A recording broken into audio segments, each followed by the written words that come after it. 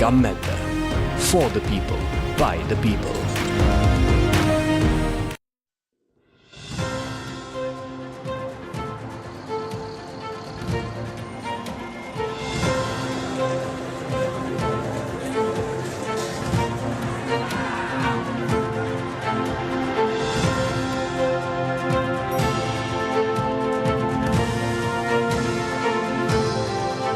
News First, Newsline with Faraz Shaukat Ali on TV1.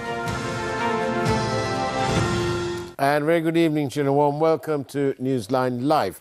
My guest tonight is Mr. Raj Prabu, who is a senior research analyst at Verite Research. Very good evening and very warm welcome to the program. Thank you. Thank you for coming. Now, obviously, everyone's either talking about or misinformed or underinformed, but would like to know about this IMF program. Is it simple to say that it's all done and dusted, it's in the bag, and Sri Lanka is not bankrupt anymore, and so on? Or is that a bit simplistic? I think that's a bit too simplistic. So just to give a bit of background, Sri Lanka has been in 16 IMF programs in the past. And Sri Lanka has only completed 9 of them. So in other words, from periods 1965 to 2019, Sri Lanka was in an IMF program 50% of the time, which means that Sri Lanka has constantly gone to the IMF, and this is our 17th time. And we are far ahead, we are far away from our recovery. We are on the path, but we are still in the initial stages of recovery. And getting the IMF board level agreement and the program is one crucial step. But there is a lot more steps in the path that we need to complete, like debt restructuring and all of that. So this program sets the foundation or sets us in the path of that recovery, but we still have to achieve or complete a lot of other targets and hurdles before we can say that, oh, we are out of the debt crisis. And what is the whole purpose of this IMF program? What is it? Is it just merely a handout, or can you explain it simply so that we, the public, will understand? Why the IMF? So the IMF program is technically designed because we need, Sri Lanka needs to get out of the crisis, and Sri Lanka needs to take a lot of policy actions and address structural imbalances in the country.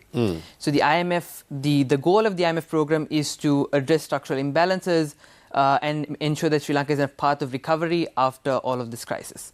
So in summary, that's what the program is supposed to achieve. Right.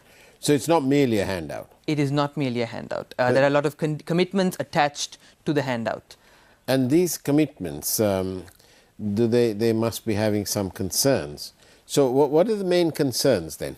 So I think the biggest concern that we have on the IMF program is the lack of published analysis, lack of published rationales behind the IMF program in itself or the commitments in itself.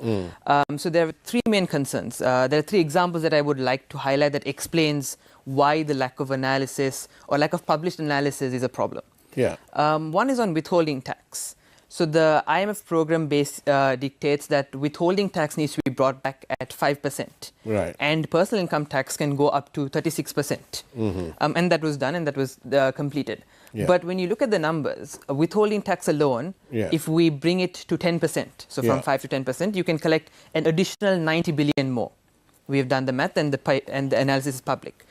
But with personal income tax, the whole of personal income tax only collects 100 billion. So now the question is, why can we not increase withholding tax to 10% or even above? Because what it does is it not only gives you additional revenue, it also encourages people to file income taxes because you can claim it back because you're paying a higher tax. Because now when you're paying a 5%, people tend not to file income taxes. So then the question, so that's... Then what would then happen to personal income tax? So personal income taxes could remain, or you could almost eradicate personal income taxes if you bring withholding tax to 10%. You see the counter narrative that, oh, there could be senior citizens who rely alone on interest income and charging a high tax on them is unfair, but you can systematically avoid you can systematically exclude senior citizens from withholding tax, and there are measures that you can do it. The other example is on cigarette taxation, and that, so Verite has been constantly publishing a lot of analysis on this, but the budget for 2023 announced that we are going to collect 140 billion in excise taxes. And in order to do that, the IMF program says a 20% increase on excise taxes was due, and we did that in January. When you look at the numbers and when you do the math, that 20% is only going to bring you 92 billion in revenue. And again, there's another commitment to review and maybe increase excise taxes in June. So let's say we do that again, we do another 20% increase in June, that'll bring you to 99 billion. You're still going to fall short by 40 billion from your budgeted revenue targets. Right, and why is that? Is that because some government lackey is making some money out there? So I think it's also because there is no public information as to why the 20% is the ideal rate increase. So as soon as the budget was announced, Verite published and said taxes need to go up by 147% in order to achieve the budgeted revenue of 140 billion. But so far, we've only seen a 20% increase. Is this only on cigarettes? This is on cigarettes and alcohol. But the 140 billion is purely from cigarettes. Okay. So, but we have various reports about the implementation of this. We are told that you can't have an excise license, renewed, for example, if you've got any outstandings. And after all, this is largely a cash business, and there's a lot of cash going around, so there's no excuse for manufacturers to actually pay this. So is this something that Verite is researching, and has it been highlighted? So we've constantly highlighted the need to increase, and what our recommendation is to make the taxation policy transparent. You can introduce a formula. And there's a lot of work that's published, not just by Verite, but also by IPS and many universities, who've said you can index it to inflation, you can index it to GDP, and make this formula part of a law and say this is the formula that's used to tax cigarettes. What about people who owe money but are continuing to manufacture? That means the people are being done in. Yes, so that's another problem where income tax collection in itself is a concern. But this is excise collection. This is excise collection. But I think with excise collection, the focus is on why is the 20% increase the right number? Because we haven't seen any published analysis that says 20% is the right number. And we have published. So what you're really saying is that the numbers say that if you want to collect 140 billion from cigarette taxes, you need to increase the tax by 147%. 147%. The cigarettes are already 2,000 rupees a pack. So another 100% is 3,000 or 4,000, which is 2,000 now. So 100% is another 2,000. And half of that again is about 500 bucks. Or 1,000. So this is a pack of cigarettes, according to that, could be what, 5,000? Potentially, but then the question is, how did the budget come up with the number of 140 billion? These are government published numbers. Right, so nobody's explained that. Who's the Minister of Finance? So we don't know who's doing the numbers, and we don't know who's publishing it. But the account, I think where the problem lies in the fact that there is no need for the government or the minister to publish analysis with projections. Right. So with the budget, there's always numbers that's given to us, but we don't really know why or how the numbers have been arrived, or what is the reason behind the increase in a particular revenue stream. Well, actually, if it's 104%, the pack of cigarettes will be about 3,000 rupees, according to my calculation. 2,000 times, if you want to do it yourself, 1.47. Correct? Yeah. So it's 2,940. So smokers, here you go. Another. Okay, what's the third point? So what's the main concern? The third concern is on the prior actions. So just to explain what prior actions are. Right. So as soon as Sri Lanka needs to get two levels of agreement on the IMF program. One is your staff level agreement, and then you have your board level agreement. In the time in between, Sri Lanka had to do certain commitments, and those are called prior actions. And some of the prior actions were increasing VAT, increasing personal income taxes to 36%. So a lot of tax increases that affects the working class and the general public. But during the same period of time, so we got our staff level agreement in September. In October, we passed a massive tax concession to HCL. So there are tax holidays for 12 years on corporate income tax and on value-added tax. So the question again is, why is it that it's considered optimal to increase taxation on personal income tax and VAT when we are giving tax holidays? Why wasn't no tax holidays a prior action or even a commitment in the first place? So I think these are three examples that highlight that we need to have published analysis that explains why the policy action is what's recommended, because that is what we can use to later on scrutinize or publicly argue, and that's also something that's if published is easy to get social acceptance. So when taxes went up, there was a lot of social unrest, but if there was published analysis that supported it, then you could have avoided the social unrest to some extent. So that I think those are my three main concerns. Main concerns, okay. Now then, how does the people hold the government accountable in terms of these commitments that they have agreed with the IMF? Sure. I think, first of all, one thing is that the people need to know what did we agree with the IMF in the first place. Yeah. And to answer that, I think Verity Research launched, in collaboration with Mantri and Public Finance, we launched a platform called the IMF Tracker. It's an online platform that tracks around 100 commitments that Sri Lanka has made with the IMF, and that tells you the progress. So we update the IMF tracker every month. So as at end of April, Sri Lanka has completed 25% of the commitments. 9 of them were prior actions, and we have not met 2 commitments. One is getting the central bank approval of the central bank bill by Parliament, and that I think the debate is still being pushed. The second is increasing betting and gaming levies. So there is a bill published, but there is no amendment to the act. So those are 2 commitments that Sri Lanka ideally should have been done by end of April, which Sri Lanka has not yet met. In the month of May, the commitment that we need to meet is getting parliamentary approval on a welfare benefit scheme. We haven't really seen any developments yet, so we are yet to see if something comes to Parliament. So that's what's up for the month of May, and that's the overall progress in terms of the IMF commitment. So how people can hold the executives accountable is, like I said earlier, 50% of the time Sri Lanka was in an IMF program. So holding the government accountable and committed to ensure that we complete the IMF program is crucial. And that's why we have this IMF tracker, and when we don't meet a commitment, we highlight that on the tracker. We do a lot of public advocacy. So people are also aware that this is where Sri Lanka is lacking. And that is one way where people can always access, and it's an online platform, so it's always accessible in all 3 languages for people to take notes and hold the government accountable. And what's the rationale, do you think, in your opinion, Raj, on the upping of the gaming levy? So I think the betting and gaming levy is a constant concern, and it has not been revised, if I'm not mistaken, since 2014. There was a bill, there was a proposal in 2019, but it's never enacted.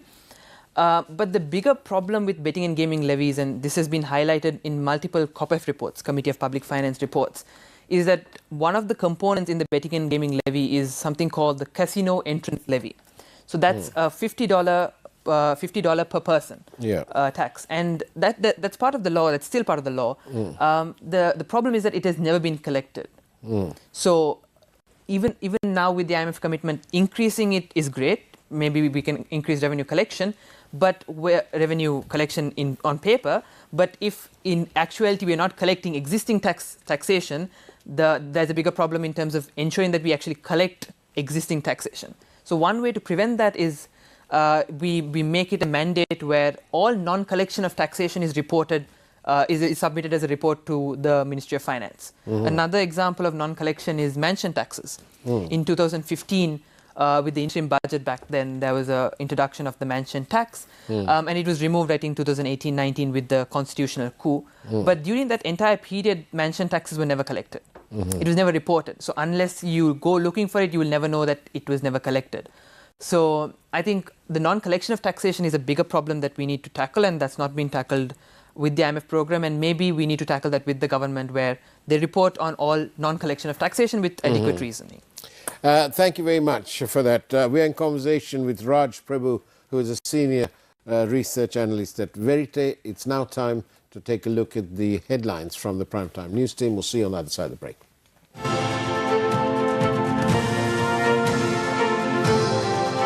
News First, Newsline with Faraz Shaukat Ali on TV1. Parliamentarian Vijitha Herath reveals a scam in importing crude oil to the country. Subject Minister Kanchana challenges Parliamentarian Vijitha Herath to lodge a complaint. මෙතන බරපතල game එකක් ගිහිල්ලා තියෙනවා. ඒක address එක හරි පැහැදිලිව තියෙනවා. මම අභියෝග කරනවා හෙට දවසේ පුළුවන් නම් ඔබතුමා පැමිණිල්ලක් දාන්න. Minister of Justice Vijaydas Rajpaksha's revelation on the events that unfolded on the 9th of May last year. ඒ ලයිස්තුවේ හිටියේ මුලින්ම හිටියේ සජබේ මන්ත්‍රීතුමන්ලාගේ සහ දේශපාලන නායකින්ගේ ගෙවල්. මම විශ්වාස කරනවා ඒක එතුමා පෞද්ගලිකව කියන දෙයක් නෙමෙයි යම්කිසි බුද්ධි තොරතුරක් මත තමයි කියන්නේ කියලා. State suppression over protests continue.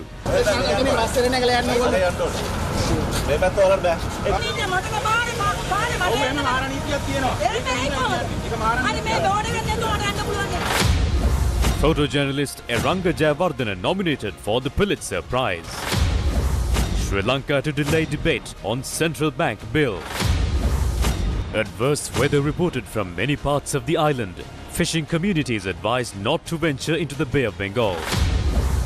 Pakistan former Premier Imran Khan arrested.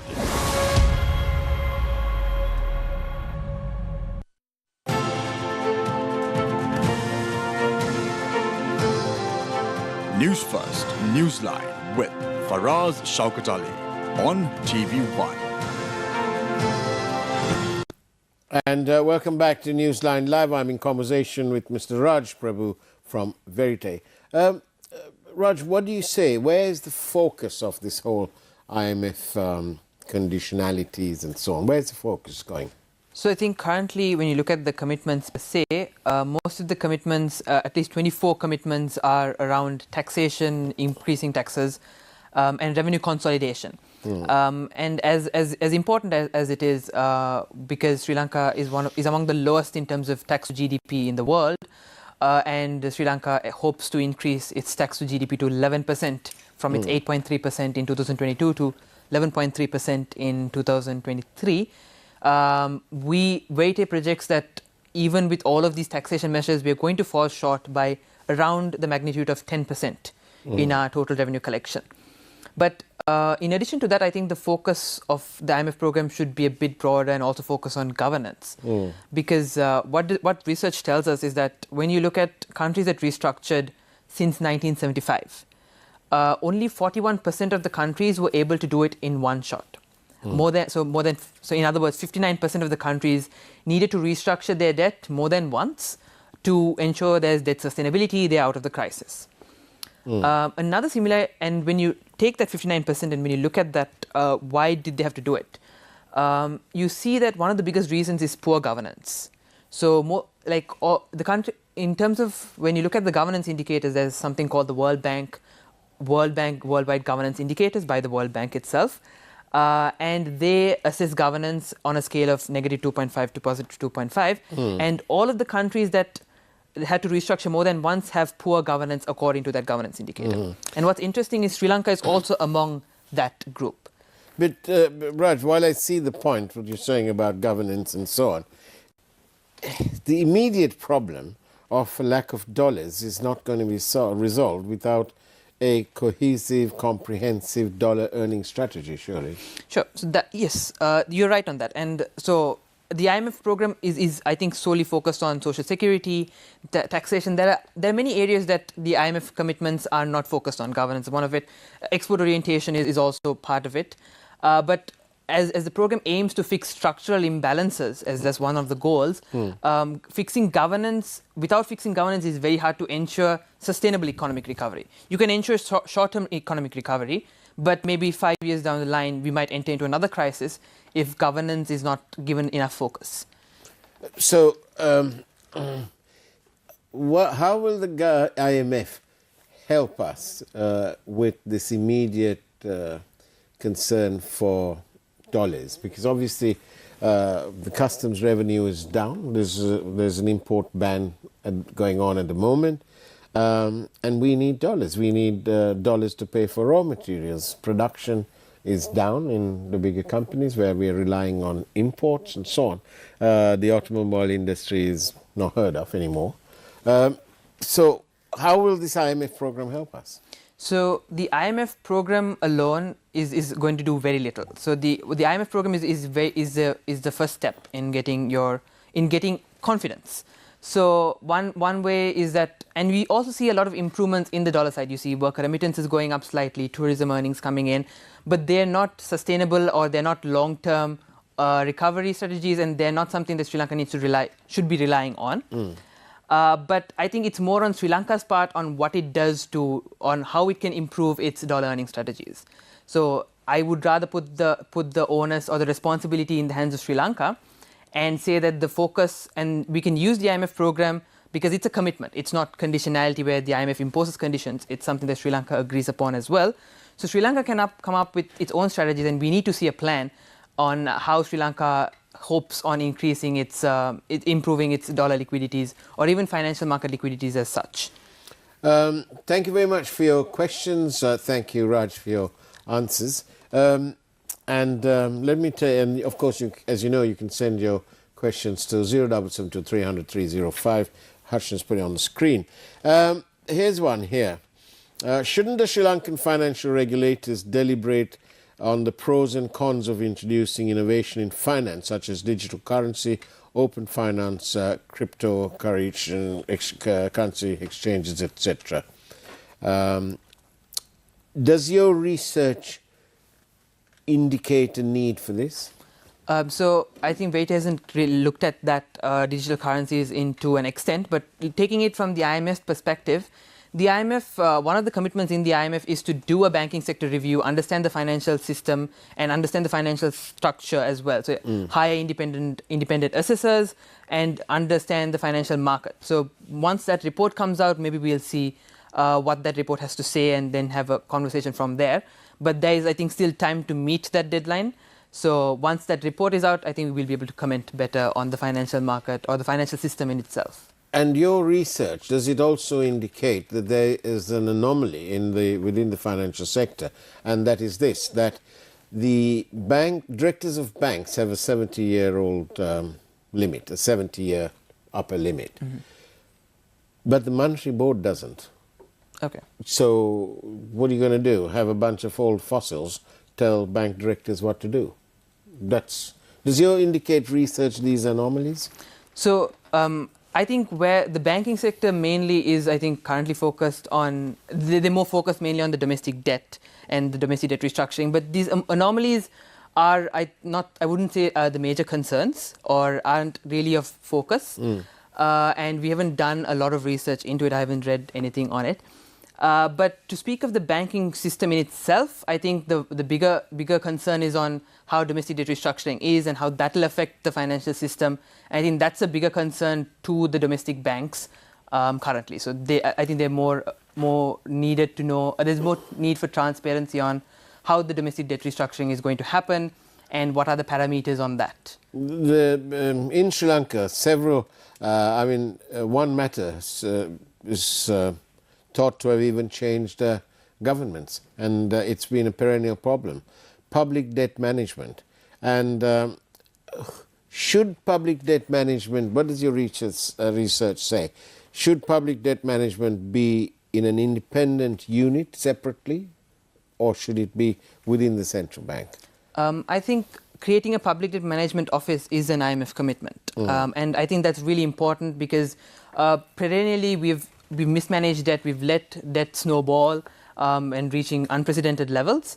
So I think having a public debt management office that's independent, that focuses on debt reduction strategies and how to control debt. Because some time ago, I think in 2018-19, there was a medium-term debt reduction strategy that was announced, but it was never properly implemented. So having an independent public debt management office is crucial, and I think that's one of a good commitment in the IMF program if Sri Lanka meets the commitment. And does your research also, Raj Prabu from Verite, does your research also indicate various other anomalies?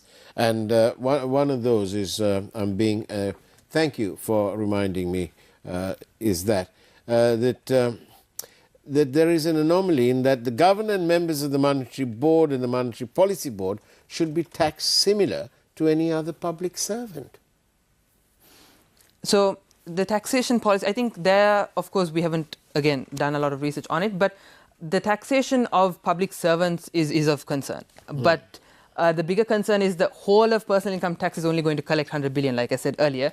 And there are a lot of other strategies where Sri Lanka can focus on increasing revenue that are more progressive. Just where you're letting one lot get away. But there is, yeah, that's true. But there are easier ways of collecting more revenue, and Sri Lanka should be focused on that as well. But our constitution speaks of equality. Of equality, yes. So I think in that aspect you can say you have to tax everyone equally. But when Sri Lanka is already in the lowest in terms of revenue collection, Sri Lanka should focus on easy fixes, low-hanging fruits that can collect a lot more revenue. It appears to me that the low-hanging fruit tends to impact on the people more than anyone else or any other group. And the people surely are the biggest group. So, for example, withholding tax would affect the rich, and tobacco taxation would affect vested interest or the tobacco corporations. Those are easy fixes focused on highly earning people and not actually working class. So, like maybe instead of increasing VAT, we could have focused on increasing withholding tax. True. So that's I think the point, of course, that our viewers are raising is that then taxation must be equal. Why should why should the central bankers be treated separately? And indeed, as this other message says, the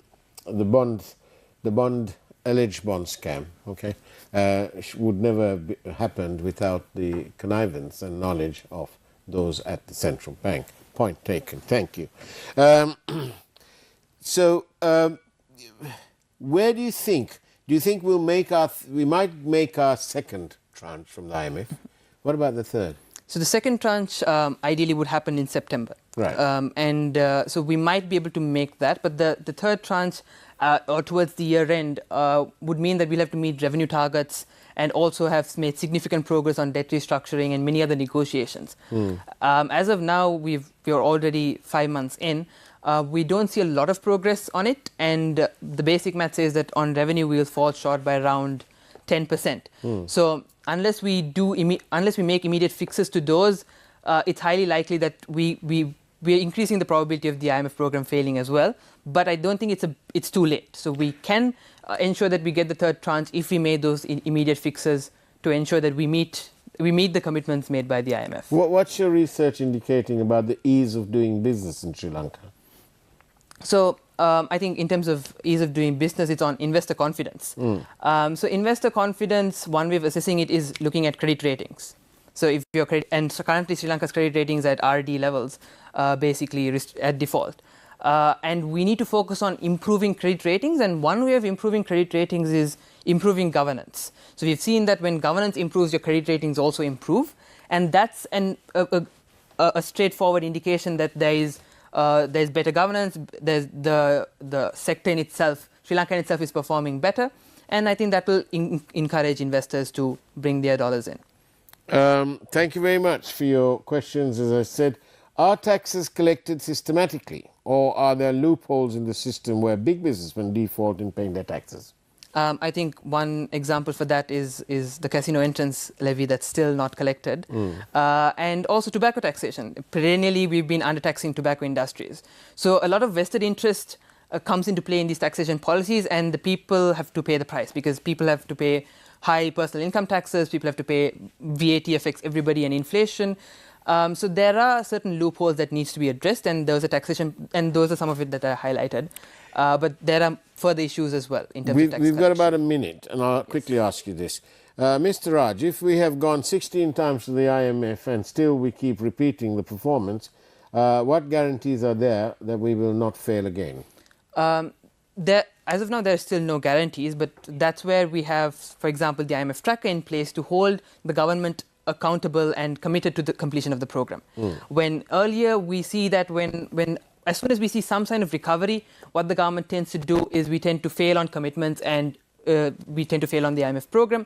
But creating transparency on the commitments and holding the governments accountable almost every month, I think we can ensure some sort of accountability from the governments, and also to ensure that they meet the commitments. And that way there is some sort of guarantee that Sri Lanka ensures some sort of success out of the... Thank you very much, Raj Prabu from Verite, for your time on our program. Thank you for having me. Thank you. And that's the way it was tonight on Newsline Live with Raj Prabu from Verite. Take care, have a great evening as much as you can, and as always, God bless you all.